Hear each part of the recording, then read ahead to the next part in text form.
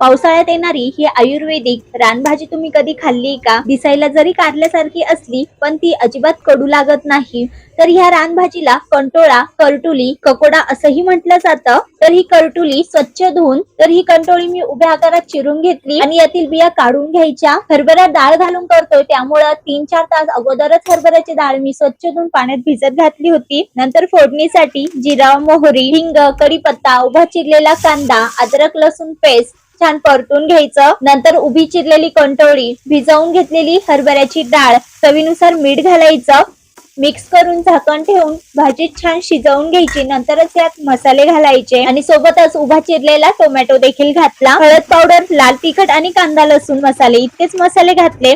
छान मिक्स करून घेतले आणि पुन्हा झाकण ठेवून भाजी वाफवून घेतली. आणि आता सर्वात शेवटी बारीक चिरलेली कोथिंबीर, खोवलेला नारळ घालायचं आणि गरमागरम भाजी खायला घ्यायची.